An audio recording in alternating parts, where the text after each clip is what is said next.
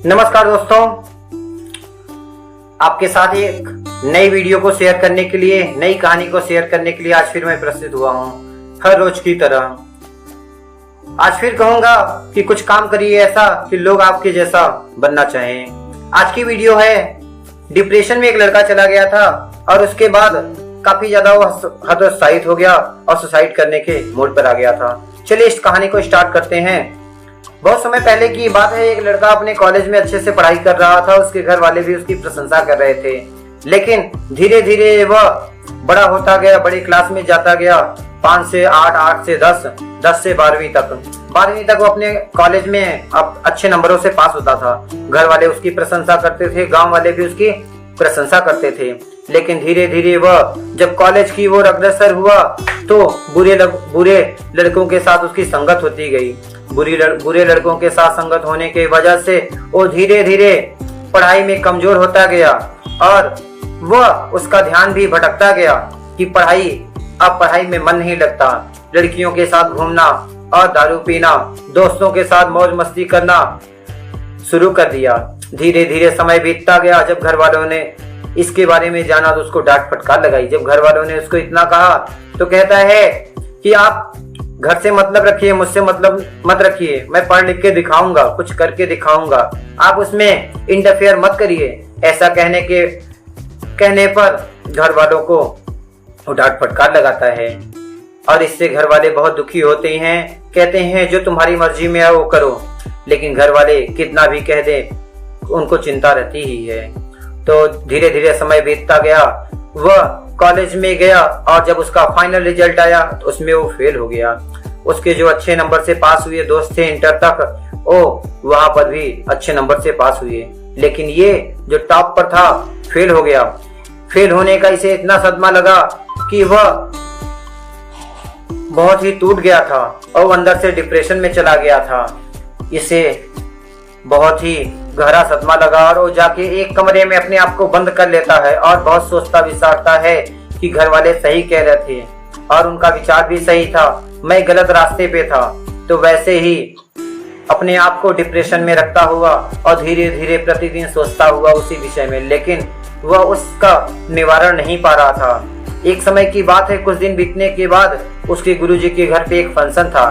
तो घर वालों को भी उसके गुरुजी ने निमंत्रण दिया था और इसको विशेष तौर से बुलाया था, क्योंकि उनको पता चल गया था कि जो मेरा शिष्य बहुत ही अच्छे नंबरों से पास हो रहा है वह फेल हो गया और उसकी संगति बुरे लड़कों के साथ पड़ गई है।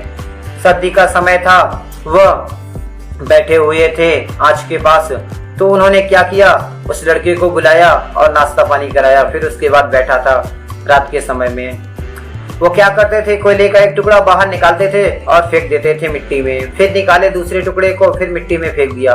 ऐसे ही तीसरे कोयले के टुकड़े को निकालकर मिट्टी में जब फेंका तो लड़के ने कहा, गुरुजी आप पागल हो गए हैं क्या, ऐसा क्यों कर रहे हैं। इतना कहने पर गुरुजी ने कहा, यही तो मैं तुम्हें समझाना चाहता हूँ कि जब कोयला आग में होता है उतनी ही तेजी के साथ तपता है, जैसे उसे मिट्टी में फेंक दिया जाता है वह बेकार हो जाता है।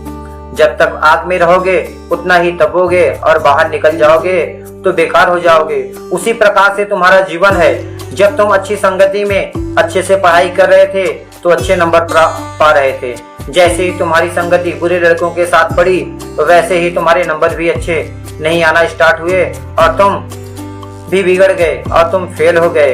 यही कहने का तात्पर्य ये है कि अगर तुम फिर से मेहनत करो और फिर से प्रयास करो तो अच्छे नंबर प्राप्त कर सकते हो।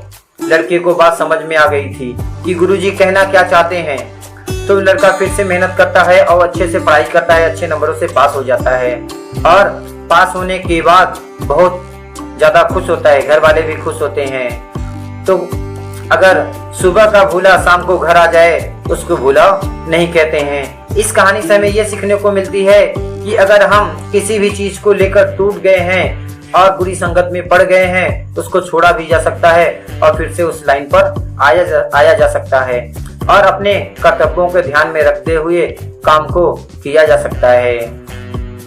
जो गुरुजी ने बताया, क्योंकि घर वाले गुरु और माता पिता, आस पड़ोस के जो लोग होते हैं सदैव आपके अच्छे के बारे में सोचते हैं। कुछ ही लोग होते हैं जो थोड़ा बुरा सोचते हैं, लेकिन सभी लोग आपके अच्छे के बारे में सोचते हैं। वो आपको बुरा भला इसलिए कहते हैं कि आप अच्छे बनने का प्रयास करें और जल्दी सुधर जाएं। तो आज की कहानी में फिलहाल इतना ही। अगर आप डिप्रेशन में हो या आपके की बुरी संगति हो या किसी के साथ किसी का बुरा संगत हो, तो उसको आप डांटिए फटकारिए मत। उसे एक ऐसे उदाहरण के साथ समझाइए जिससे वो समझ जाए, और उसको बात समझ में आने के बाद वो काफी ही ज्यादा डिप्रेशन से जो है वो बाहर आ जाएगा और सही रास्ते पे आ जाएगा।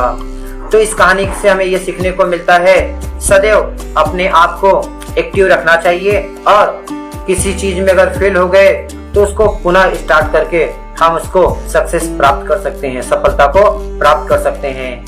तो आज फिर मैं कहूँगा, कुछ काम करिए ऐसा कि लोग बनना चाहें आपकी जैसा। धन्यवाद।